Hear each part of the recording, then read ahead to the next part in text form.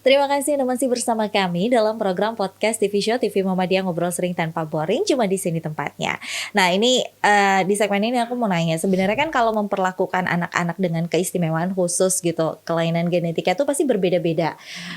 Setiap jenis kelainan itu pasti harus butuh support dan gimana sih? Aku nggak tahu ada terapinya atau enggak, tapi nanti mungkin bisa dijelaskan gitu. Kalau Mbak Nita sendiri, Arik itu gimana tuh ketika sudah tahu kondisinya Arik harus diperlakukan khususnya seperti apa? Terus kemudian ada terapi-terapinya juga nggak sih?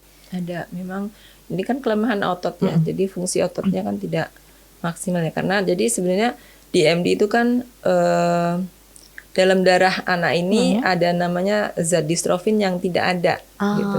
Ya Allah berkehendak di zat distrofinnya itu sering gampang rusak gitu, sangat sedikit gitu sehingga melemah ototnya.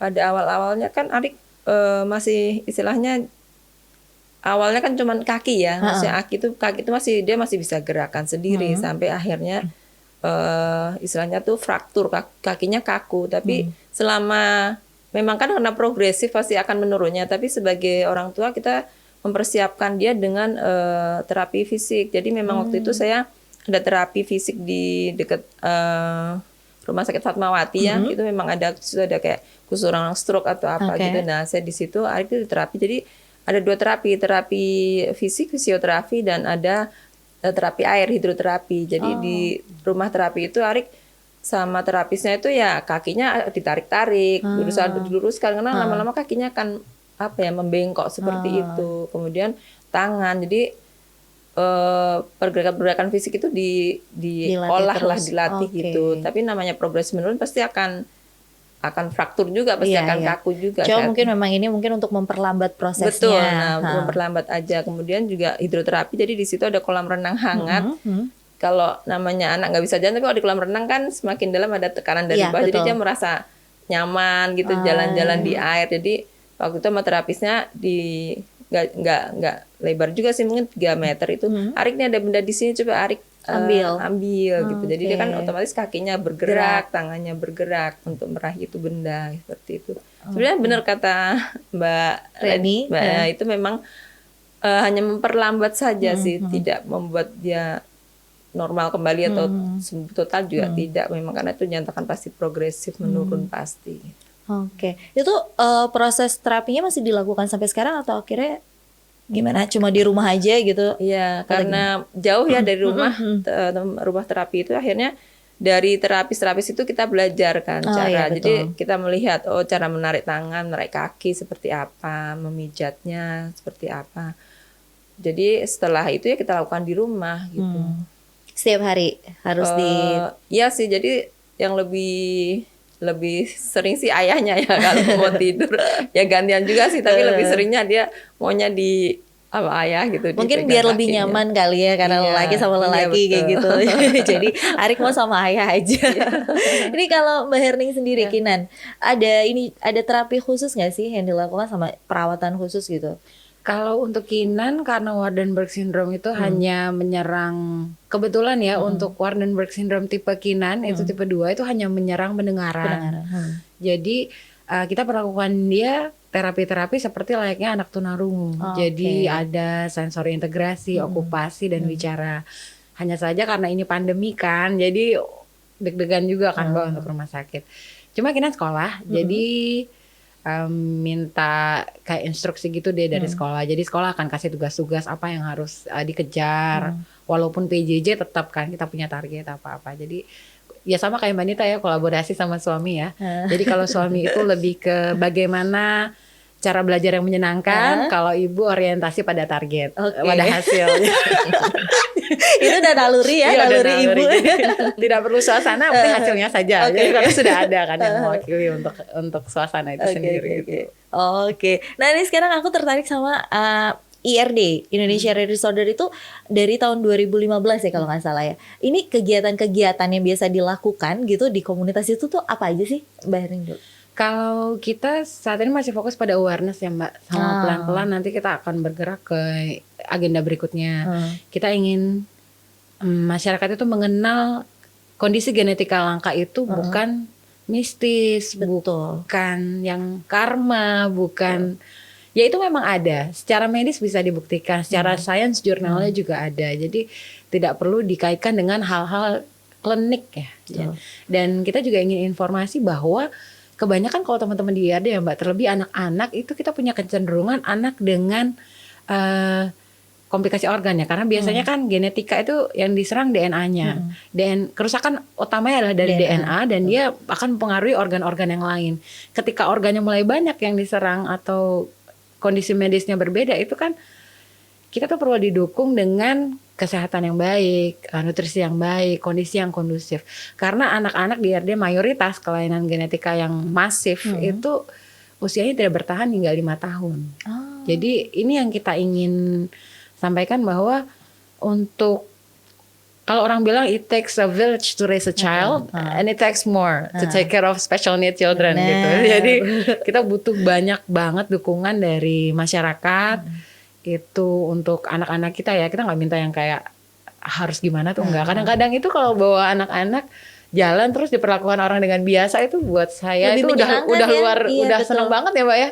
Umpamanya dibanding nggak tahu, mungkin gini, dibanding dengan orang yang memicingkan mata atau melihat dari atas sampai bawah, itu tuh hal-hal yang sebenarnya kita nggak pengen digituin kan gitu. Emang ada yang salah gitu dengan kondisi ini, kan ini juga bukan kita yang mau, bukan kita yang minta. Betul. Gitu kan. Apalagi kalau ada yang bilang, aduh kasihan ya. Sebenarnya kalau di kami tuh di IRD tuh kondisi anak tuh tidak kasihan. Kasihan itu kalau kami tidak punya informasi yang cukup dengan kondisi anak. Kalau Mbak Anita kan punya banyak tuh jurnalnya, mungkin kalau ketemu dokter bukan nanya lagi, diskusi kali ya. Udah hatam ya, udah hatam. Kita emang nggak mastering kayak teman-teman tenaga ahli profesional yang bisa tahu banyak hal. Kita satu aja, kita fokusin di situ aja. Itu mungkin yang bikin teman-teman IRD tuh punya keistimewaan lain ya orang tuanya. Mbak Nita mungkin bisa cerita.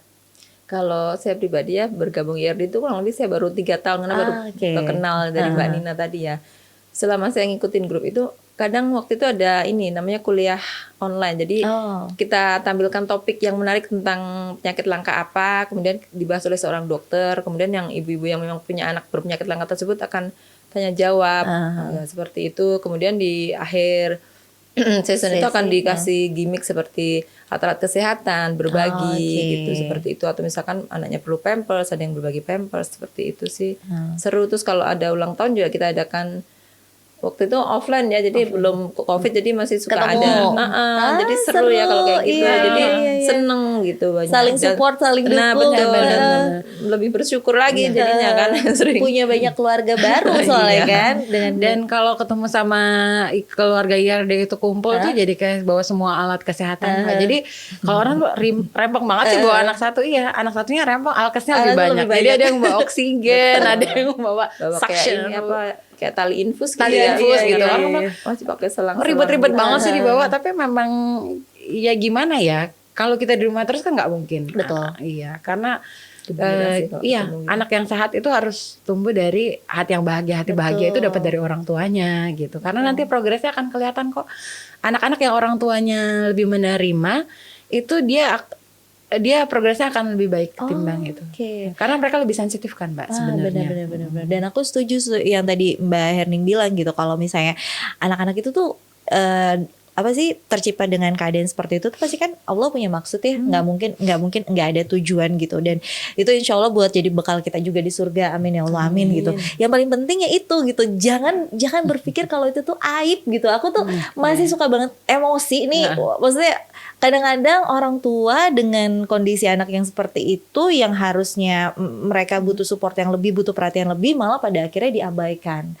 Itu kan yang sebenarnya karena kurangnya informasi, balik lagi, dan karena lebih kayak cenderung oh ya udahlah, pasrah sama keadaan tapi nggak tahu harus berbuat apa, sehingga sebenarnya yang dikorbankan tuh bukan dari orang tuanya gitu, tapi dari kondisi anak itu sendiri gitu. Nah ini sebenarnya buat pemirsa TVmu, gimana nih sekarang, gimana ceritanya kita pokoknya harus kondisikan pikiran kita untuk jauh lebih positif lagi gitu, karena ya untungnya ada komunitas IRD ini sendiri. Terakhir berarti ketemuan offline secara offline itu kapan, dikit gak? Kita terakhir waktu yang kumpul bareng-bareng gitu. Yang bareng-bareng terakhir yang ulang tahun di BSD apa? Oh, di Neo Soho. Iya. Iya, waktu di Neo Soho. Kita bawa anak-anak masuk ke Jakarta. Oh, itu sebelum COVID. Oh iya, Jakarta Aquarium Astro. Dan aku yakin sebenarnya anak-anak anak-anak dengan kondisi yang setipe gitu, dia tuh merasa lebih happy loh biasanya. Karena ngerasa, oh ternyata aku nggak sendiri. Ada temannya. Iya, bener gak sih kayak gitu ya? Ibunya juga gitu. Iya ya. Jadi kalau ketemu ibu-ibu ABK itu, kita tuh nggak melulu ngomongin Alkes sebenarnya. Kita juga sama, nggak gosip juga, sama. Jadi kita, itu tetap ada gitu. Dan kita bisa ngobrolin banyak hal gitu. Mulai dari ya itu tadi referensi dokter mana, kemudian terapi apa yang mesti dijalani. Tapi hal-hal sepele kayak umpamanya, kayaknya ini sekarang lagi seru nih warna-warna nude nih lagi ini gitu. Itu ada tetap aja, ya, tetap ada ya. harus. Iyalah, tetap harus diselingi hal-hal yang menyenangkan gitu, biar nggak biar tetap dengan kondisi yang positif gitu, biar nggak stres lah gitu. Karena kan gimana pun juga menjaga kondisi anak yang berkebutuhan khusus tuh pasti lebih ekstra tenaga, lebih ekstra perhatian dan segala macam juga. Ini nanti di segmen berikutnya kita bakalan ngasih tips dan trik nih buat para orang tua, gimana caranya kalau mau bergabung di IRD, terus kemudian gimana sih cara untuk akhirnya bisa sama-sama bareng sama anak untuk bisa ke jalan yang jauh lebih baik, ke jauh yang lebih positif. Untuk itu jangan kemana-mana, tetap di podcast TV Show TV Muhammadiyah, ngobrol sering tanpa boring, cuma di sini tempatnya.